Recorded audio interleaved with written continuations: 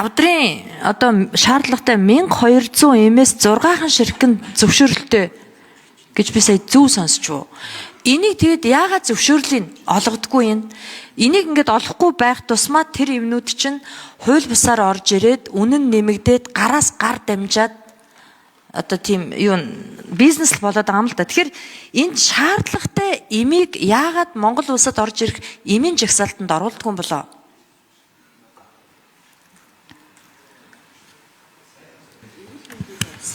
За мөнх сайхан сайд хаана байна?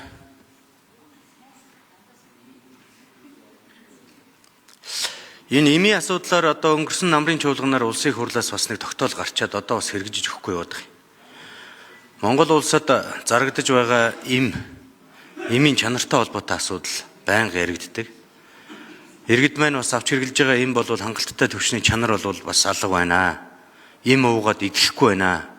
Эцсийн мөчт нь эмнэлгийн орон дээр очтгол ийм нөхцөл бол монголчуудад байна л гэдэг асуудал яригдаад байгаа шүү дээ.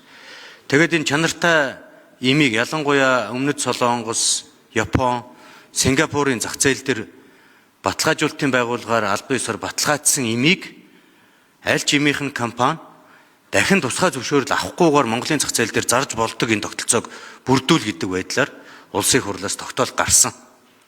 Одоо энэ гишүүд бас хоорондоо муудалцаад байгаа нэг сэдв чи энэ байдаг.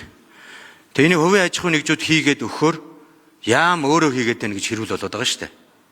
Тэгэхээр энийг бид энэ эмийн салбарыг жоохон либералчилж өгөхгүй болвол иргэд чанартай эм хэрэгжилж чаддгүй. Иргэдэд ойлгуулахдаа хямд эмээр үйлчлэнэ гэдээ ойлгуулсан. Нөгөө хямд эм нь орц багтаа эмэрчдэг. Өвчнөө бүрэн идгэж чаддгүй. Нэг өвчин туссан хүн эм уугаад ч идэгдгүй. Нэг хор уршигтай үлдэж идэг ийм л байдал яг энэ салбар дээр байна. Тийм учраас одоо Гантөмөр сайдын хэлдэг шиг манай Монголд ямар хэрэгцээ байдаг вэ гэхээр эмнэлгийн ор олон байх хэрэгцээ үүсдэг. Яагаад гэвэл тэр хүн эмээ уугаад идэж чадахгүй байгаа учраас эмнэлэгт очиж хэвтэж эмчлүүлэх шаардлага гардаг байхгүй.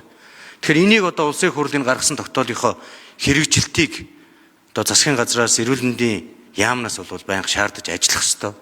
Эрүүл мэндийн салбар нь өөрөө өрсөлдөөнтэй байх ёстой. Манад нэг муу тал байдаг.